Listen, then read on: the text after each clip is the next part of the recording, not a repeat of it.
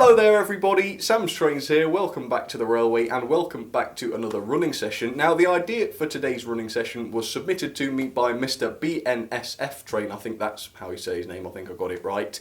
And his idea is as follows. So as you know, in these running sessions I run all kinds of huge locomotives. I've run a Pacific session recently, O6Os, 460s, all pretty huge tender engines.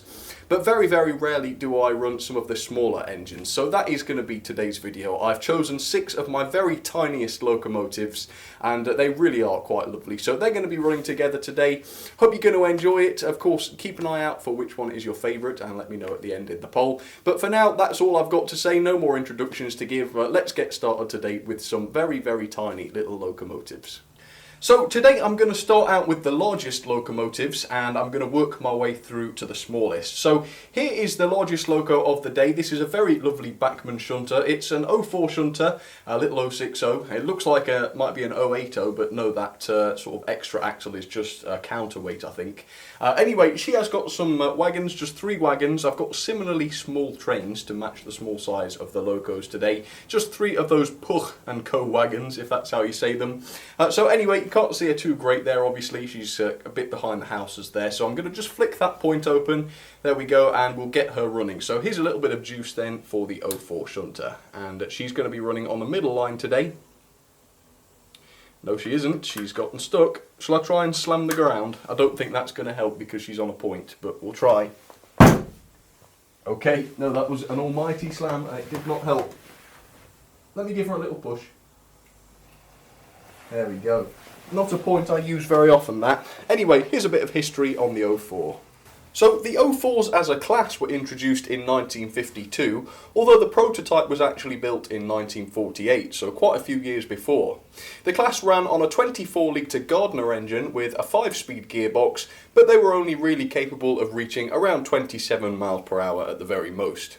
The shunters were distributed all over Britain and for several years too, and a total of 142 were built. They were eventually withdrawn during the late 1960s in favour of the very similar Class 03, though 18 do still survive in preservation, which is quite a wonderful number.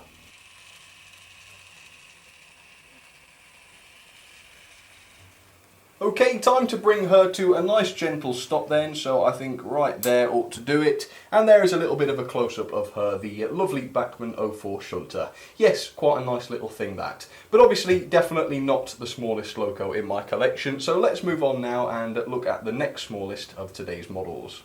So loco number 2 is a model that came out much more recently. This is of course the B Sentinel in the Crossley and Evans livery, I think that's called, if I remember correctly. Quite a nice model anyway. Check out my review for that if you want to. I'll put a link up just now. But yes, she is going to be doing some shunting. Well, we're going to imagine, for example, that she's got these couple of blood and custard coaches which she's going to be, I don't know, shunting to an express engine perhaps. And yep, she's just going to be hauling those 2 today for a change. I thought that would be nice. So let me open up these points then. There we go. And we'll get her running, hopefully, the lovely B Sentinel. Right, and of course while she runs I am going to give you a little bit of history, or background I suppose, rather than history, to the Sentinels. And it's just derailed.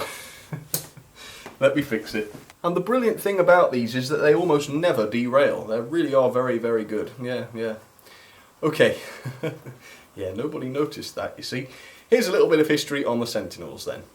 The Sentinel diesel shunters were built by the Sentinel Wagon Works, which were a multifaceted company who produced lorries, steam locomotives, buses and of course diesel shunters. The first Sentinel diesel shunter prototype was produced in 1959, having proved successful. A further 17 were produced over a very short period of time indeed. The Sentinels were used in several different applications, such as at collieries, dockyards and quarries, and even though most of them have now been retired over the years since they were built, they can still be found at heritage railways, I think in running order too, which is just fantastic. Okay, fantastic performance there. Let me bring her to a stop. There we go, and there is another close-up of her. Fantastic runner there. I mean, look at the wheelbase. I think that might be the smallest wheelbase I'm going to be showing today, although you might have seen another out on the layout which might be able to challenge that. Anyway, that's not for here though. Let's get on now to the outside line and I will show you which loco is going to be running there. So finally then we are moving on to a steam locomotive, and I believe all of the rest of the locos from today are going to be steam, so hooray, that's all good news I reckon. As you can tell, it's the Stroud Lee Terrier there, the A1, absolutely love that one. She's got a bit of a mixed train, so as you can see at the front just next to the loco we have some vans, as you can see, and then at the back there is a southern coach, which I think suits her quite nicely. So I think we're about ready to get her started. Let me just open up these points. Now I'm going to try something today because I'm running all new sound equipment. I have now microphones which are not tied to the camera, so I thought why not try something. While she gets started, I'm going to put the microphone right close to the engine, really close, so you'll get every little noise she makes. Now I don't know whether this is going to come across very nice or not. It might just sound really weird and then I won't do it again. So I'm going to try it this time anyway, and I'll put a poll up so you can tell me whether you like it or whether it just comes across as a bit strange. I'm just interested to hear what it sounds like with the mic right up close. So are you ready? Let's give this a try.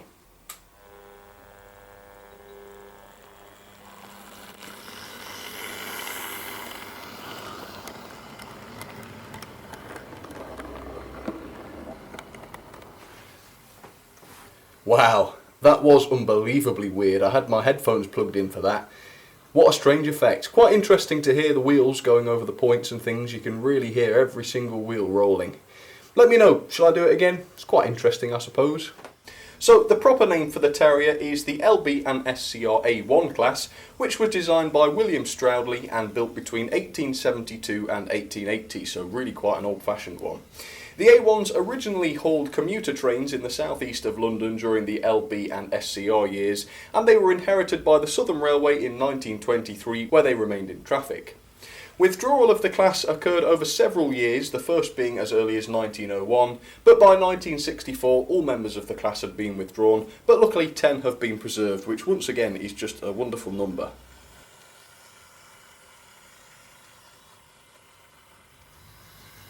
Well, hopefully you'll agree the Terrier really is quite tiny. I'll probably have to compare these with the Berkshire or something like that later on. But for now, let's get these three running together and we'll have a little bit of a running session. So here we go then with the 04, there we go. And of course the lovely Blue Sentinel.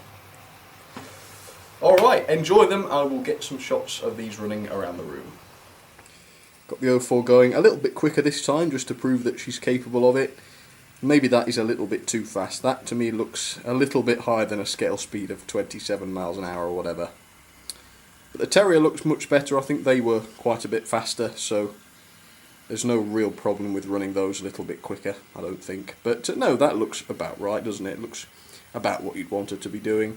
And then of course the Sentinels, not absolutely sure what kind of speeds they would do, but I can't imagine they'd be flying around much quicker than this. So yeah. Let me know what you think about that, scale speeds. I think for me so far the Terrier has to win. But what do you think? There is lots more to come, so the Terrier might not win overall, but I think so far she's been my favourite. You might notice I've got the Gandhi Dancer there as a bit of an honorary tiny locomotive. Not run her for a couple of reasons. First of all, she doesn't work. She gave up the ghost a long time ago. And second of all, of course, it's questionable whether they're really locomotives at all. As they would be human powered. But, you know, got to at least show her. But sadly, yes, she did burn out some time ago, and she was never really too good a runner, to be honest. I say she, don't know why.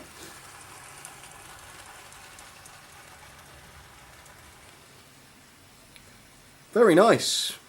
Let's just get one more shot of the Terrier, wherever she is. I think she's just coming up Gordon's Hill. And then I will move all of this lot back into its various sidings and we will get on with the second half of the video, which is of course going to be the very tiniest of my locos. This has been a bit of a warm-up, if you will. There are some really quite small ones still left to show. So let's get to that right now then, be right back in just a second. So everything has been tidied away into the different sidings and things, and we're ready to move on. Next up we have a really unusual locomotive. It's a little O6O tank engine, as you can see, and it's made by Electrotren. And Electrotren, if I'm saying that right, doesn't normally manufacture British locomotives. But they have this time. This is designed to look like the Barclay O6O in the Great Western livery, I think. And I think it was Golden Valley Hobbies or something like that that commissioned them to do this. Now what's strange about it is that even though it's supposed to be a British locomotive, the model they used, the tooling they used to make the model, is actually for some kind of Spanish locomotive. So in the end it's just kind of an approximation of the Barclay O6O. It really isn't modelled to be like it, and a lot of people were quite annoyed by this. And certainly when I reviewed it I wasn't aware of that, but no, apparently that is the case. However, it was extremely cheap, about 50 quid I think was the retail price, so it was pretty good there. And of course on top of that it is extraordinarily tiny, as you can see there. Shall I put my hand in the background?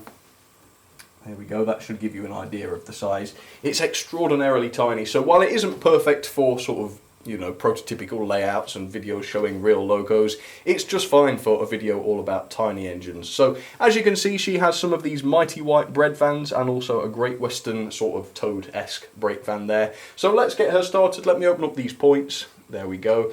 And I will give you a little bit of history while she goes on the real life Barclay O6Os, even though this apparently doesn't look too much like it, although I have never seen the real one.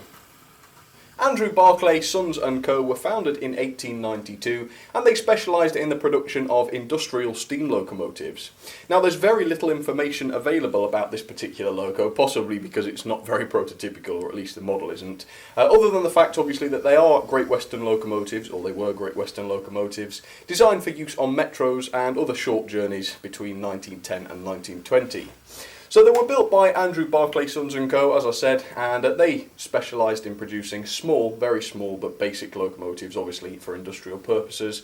And at least one of these locomotives still exists. It's called Ajax, and I believe it can be found on the Isle of Wight. There may be a second one out there as well, I seem to remember.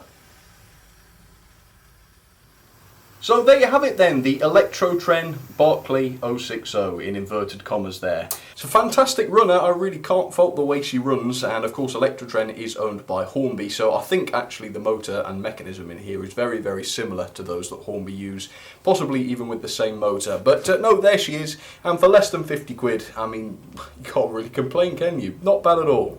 Okay, let's move on then to some of the very smallest logos I've got.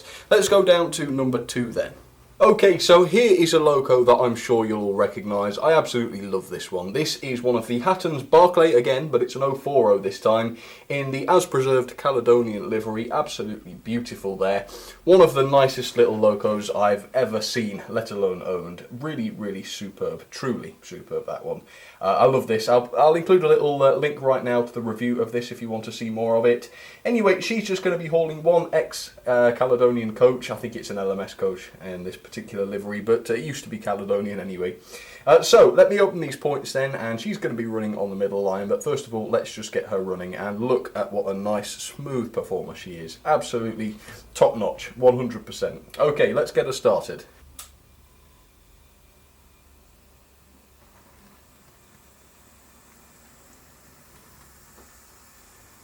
And I did forget to mention, of course, that she is absolutely tiny, and I think this is probably the loco which will threaten the wheelbase of the Sentinel. I think this one might be even smaller, and nevertheless she actually does get on fairly well. I mean, there's very little cutting out. There is a bit on the express points, of course, but once she's onto the middle line here, and I'll swap controllers, set her forwards, she should be just fine. So here's a little bit of history then on the Barclay 040s. So the Barclay 040 saddle tank design was produced with a number of different variations, including open or closed cabs, different cylinder sizes, and tanks with varying water capacities. Barclay engines were built to meet different needs to the locomotives of the larger railways. These, for example, had to be able to handle tight curves and point work, which was common on the various marshalling yards and exchange sidings where these would be working. And interestingly, in real life, many of the Barclay engines outlived the end of steam in the 1960s because many of them were privately owned and their owners were quite happy to continue to work them in their various industries. And as a result, many of them can still be seen on preservation railways today. So yes, I mean, she really is just something else, isn't she? Absolutely top notch. Look at that. Right, let's have a close-up just so that you can appreciate her one more time before I move on. Yes, the beautiful Barclay 040 in the Caledonian livery. Obviously they never really appeared in that livery during their real working lives, but doesn't it look nice nonetheless? So there we go. Let's move on then to the very smallest engine I'm going to be running today. Maybe I've accidentally shown a shot of it already, in which case you will know which one it is. If not, let me go over there and I will show it to you. So as you can see, it is the famous Stephenson's Rocket, looking really, really cool there. Very old model, of course. Triang did this ages and ages ago, but it still holds up. It still looks fantastic. And as you can see, she's just going to be hauling her one, what is it, the Liverpool to Manchester experience coach? Something like that anyway. Now, this one's in need of a little bit of work. I think, basically, I need to find a way to clean the axles on this because it does pick up through the axles. I will do that when I've got some time, but it does mean that she's going to need a little bit of a push to get her started, but I'm hoping once she is running she should be fine. So let me change some of these points. There we go, and let me give her a little bit of a nudge and hopefully she'll get started, and if I'm really unlucky she'll go backwards. Go on. This turntable's not great either. Probably need a little bit more power than that. Hang on, hang on. Alright, this has got to be enough. Yeah, really not great on the pickups, is she? I'm going to have to do something about that. There we go, she's got it. Here's a little bit of history then on the Stephenson's Rocket. So, the Rocket was built way back in 1829 by Robert Stephenson and Company, and it was one of the first locomotives to actually be deemed successful, steam locomotives that is. It won the Rainhill Trials in 1829, which was a competition where different steam locomotives competed to be chosen to run the Liverpool and Manchester Railway. Still around today, of course. It's in the London Science Museum, though it really doesn't resemble its old self. It's not yellow anymore, for example, and it's been modified quite a bit. But instead, if you want to see a rocket that looks just like this, and I think operates just like this, there is a replica at the NRM, which does look exactly as it used to. So there you have it then, folks. I do apologise that that was a little bit fast and furious, but I have to have her going at kind of that speed because I do have express points, of course, and if she went any slower she'd be stopping on those, and I can't really have that while I'm filming. But just to prove that she can, I will try and run her a little bit slower just in front of you here, although as I say, with dirty axles or suspected dirty axles it might not be all that great. And yes, indeed, she has just cut out, but let me see if I can do it. There we go, she is moving there, look, can you see that? Absolutely astonishing slow speed. Really, really good. Let's go a bit faster. As you can see, it's not bad. It's not bad. It's not great, but it's not bad. Let's go back. So there you go. Just to anybody wondering whether or not they can crawl, yes they can. But not so much over points, again because of that wheelbase being quite small. So there you go, there is a close-up of Stephenson's Rocket, a very quick one there. Let's get the other engines started then, and we'll get all this lot going. So we'll let Stephenson's Rocket have a little bit of a cool down just there, and in front of her I will run the Barclay O6O. There she goes, really, really lovely that. And of course the MrBnsftrain 060. Let's get her started, you'll just see that train disappear there.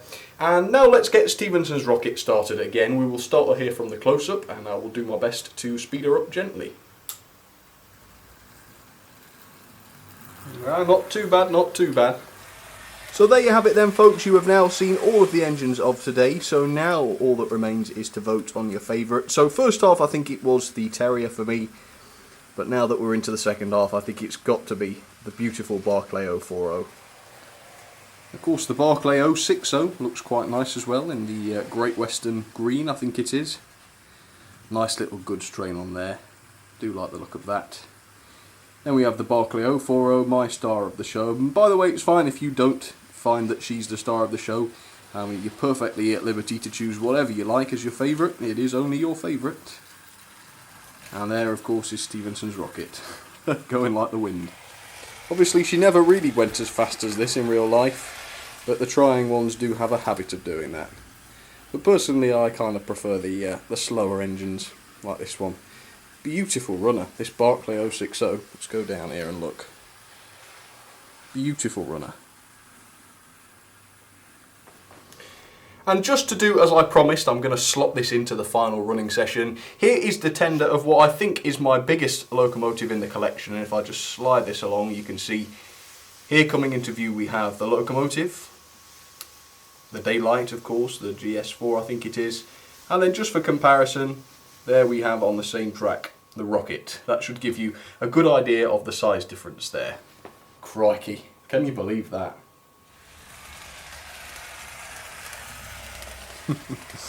Good old Rocket's just a blur.